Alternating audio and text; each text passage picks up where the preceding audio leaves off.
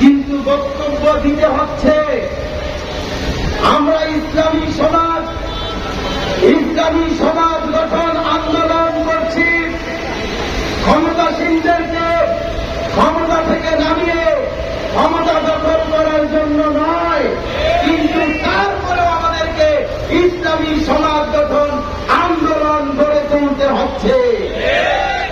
আপনাদের মনে প্রশ্ন জাগতে পারে, কেন আমাদেরকে বক্তব্য দিতে হবে, কেন আমাদেরকে ইসলামী সমাজ গঠন আন্দোলন গড়ে তুলতে হবে?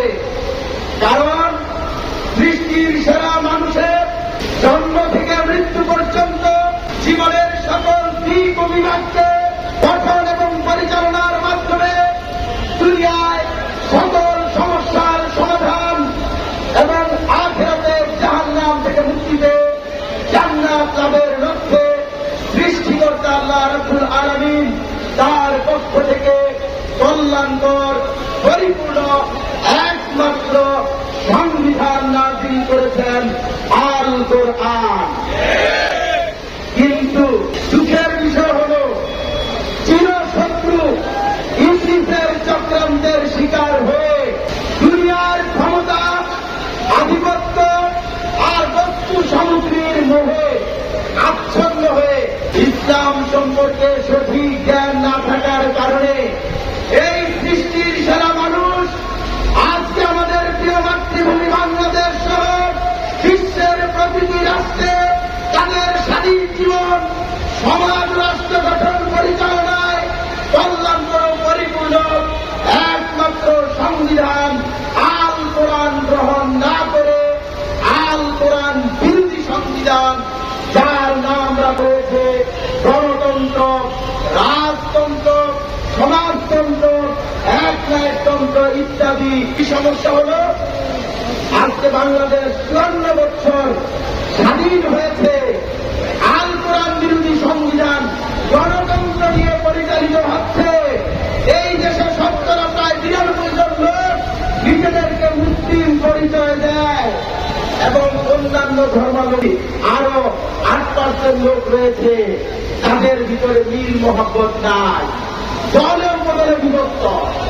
তারা অনেক সরকার পরিবর্তন করেছে একটু অধিকার লাভের জন্য, সুশাসন পাওয়ার জন্য, ন্যায় বিচার লাভের জন্য, মিলেমিশে নিরাপদে শান্তিতে ধর্মকর্ম করার জন্য। কিন্তু আজকে কি এগুলো করা যাচ্ছে? যাচ্ছে না বিদায়ী।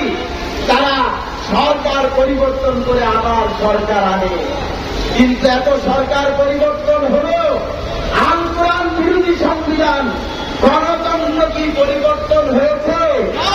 সে কারণে এই জাতির মানুষের সমস্যা রয়েই গেছে। বাংলাদেশ সহ বিশ্বের প্রতিটি রাষ্ট্রে যে সংবিধানগুলো প্রতিষ্ঠিত হয়ে আছে, এই সংবিধানগুলো বলছে সমাজ এবং রাষ্ট্রে সার্বভৌমত্বের মালিক মানুষ, আইন বিধানদাতা মানুষ, শাসনকর্তা মানুষ, অর্থাৎ সৃষ্টিকর্তা আল্লাহ। সমাজ এবং রাষ্ট্রের সার্বভৌমত্বের মালিক নয়, আইনদাতা নয়, শাসনকর্তা নয়। অতএব যারা এই সংবিধানগুলো মেনে চলছেন, আপনারা আল্লাহকে সার্বভৌমত্ব, আইন বিধান কর্তৃত্বের মালিক বাদ দিয়েছেন। আরবি ভাষায় বলা হয় কুফরি, আপনারা কুফরি করেছেন। যারা কুফরি করে তারা কাফের হয়ে যায়। মুসলিম যারা পরিচয় দেন ধর্মীয় আচার অনুষ্ঠানে আল্লাহকে ক্ষমতা, আইন বিধান কর্তৃত্বের মালিক মানেন, কিন্তু সমাজ এবং রাষ্ট্রে সংবিধানগুলো আপনারা মেনে মানুষকে ক্ষমতা, আইন বিধান কর্তৃত্বের মালিক মেনে শিরকে লিপ্ত হয়েছেন। যারা শিরিক করে তাদেরকে বলা হয় মুশরিক। সমস্ত নামের কারণে একমত, কুফর এবং শিরিক করলে ঈমান থাকে না, আর ঈমান ছাড়া কোনো ব্যক্তি ইসলামের ভিতরের লোক হতে পারে না। ইসলাম বাদ দিয়ে আপনি দুনিয়ায় শান্তি চান, আখিরাতে জান্নাতে যেতে চান, অসম্ভব। যদি এই দুনিয়ার মানুষগুলো হাজার বার দুনিয়ায় আসে, দুনিয়ার জীবন অতিবাহিত করে চলে যায় এই মানব রচিত ব্যবস্থা দিয়ে, তারপরও তারা শান্তি পাবে না, পাবে না, পাবে না।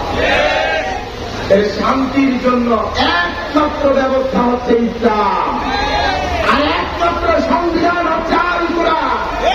তাই আমরা বলছি যে এই সংবিধানগুলো বিশ্বের মানুষ মেনে সুস্পষ্ট কুফর এবং শিরিক করে ঈমান শূন্য হয়ে গেল, যার ফলে আল্লাহর দাসত্ব, আল্লাহর আইনের আনুগত্য, আল্লাহর উপাসনা বাদ দিয়ে মানব রচিত ব্যবস্থার মাধ্যমে মানুষের দাসত্ব, মানুষের আইনের আনুগত্য, মানুষের উপাসনা করে তারা এই ইবাদতের ক্ষেত্রে কুফর এবং শিরিকে লিপ্ত হল। যার কারণে তারা এমন নেতাদের নেতৃত্বের আনুগত্য করল যারা আল্লাহর বিধান নিয়ে নেতা নয়, মানুষের বিধান নিয়ে নেতা, আবু জাহেলের অনুসারী, অর্থাৎ রাসূল সাল্লাল্লাহু আলাইহি সাল্লামের নেতৃত্বের আনুগত্যে কুফর এবং শিরিক করল। এই কুফর এবং শিরিক করলে ঈমান থাকে না, যার ফলে কোন আমল আল্লাহর কাছে গ্রহণযোগ্য হয় না, ইসলামের ভিতরে ব্যক্তির অবস্থান থাকে না। আল্লাহ কি এমন লোকদের উপরে খুশি হবেন?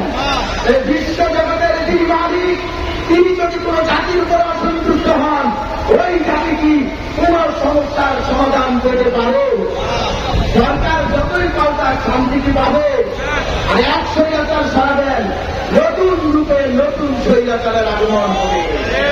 তাই আর সরকার নয়, সরকার তো পাল্টাতে হবে। তার আগে এই সরকারগুলো আসছে এই সংবিধান দিয়ে এই আল কোরআন বিরোধী সকল সংবিধানের মূলোৎপাটন করতে হবে। বাংলাদেশ থেকে শুরু করে বিশ্বের প্রতিটি রাষ্ট্রেই আল কোরআনকে একমাত্র সংবিধান হিসেবে প্রতিষ্ঠা করতে হবে। আপনারা রাজি আছেন কিনা? এই কথাগুলো যাদের বলা দরকার ছিল তারা না বলার কারণে আমাকে বলতে হচ্ছে, বক্তব্য দিতে হচ্ছে। যারা আজকে ইসলামের নামে বাড়াবাড়ি করছে, ইসলাম কায়েমের আন্দোলনের নামে জাতির মানুষকে স্বপ্ন দেখাচ্ছে, তারা এই আল কোরআন বিরোধী সংবিধানকে মেনে নিয়ে এই সংবিধানের অধীনে চলার অঙ্গীকার করে সুস্পষ্ট কুফর এবং শিরিক করে বেঈমান হয়ে অনিসলামিক দলে পরিণত হয়ে গেছে। অতএব আমরা পরিষ্কার বলে দিতে চাই, আপনি যতই নিজেকে ভালো মানুষ বলেন, আল্লাহ গ্রহণ না করলে আপনি ভালো মানুষ হতে পারবেন না। আমরা ইসলামী সমাজ আল কোরআন বিরোধী সকল সংবিধানের বিরুদ্ধে বিদ্রোহ করে আল কোরআনকে একমাত্র সংবিধান গ্রহণ করে ঈমান এনে দাওয়াতের মাধ্যমে ঈমানদার সত্য মুসলিমদের একটা টিম গঠন করছি। এই পথে যত বাধাই আসুক না কেন, আমরা কোনো বাধার কাছে স্বীকার করবো না। জীবনের শেষ মুহূর্ত পর্যন্ত আমরা দীর্ঘয়ে সংগ্রাম আন্দোলন চালিয়ে যাব ইনশাআল্লাহ। অচিরে ইসলামী সমাজের আমির হযরত সৈয়দ হুমায়ুন কবিরের নেতৃত্বে একদল পরীক্ষিত ইমানদার তৈরি হবে ইনশাআল্লাহ। এই জন্যই ইসলামী সমাজ গঠন আন্দোলন। ক্ষমতায় যারা আছে আমরা নামাবো না, আল্লাহ জানিয়ে দিলেন কোন শক্তি তাদেরকে ক্ষমতায় রাখতে পারবে না। আর আল্লাহ ইমানদারদেরকে বসাবেন, কেউ ঠেকিয়ে রাখতে পারবে না। সেদিন আমরা আল্লাহর বিধান দিয়ে সকল সমস্যার সমাধান করব। আমরা আখিরাতে জাহান্নাম থেকে মুক্তি দিয়ে জান্নাত লাভ করব।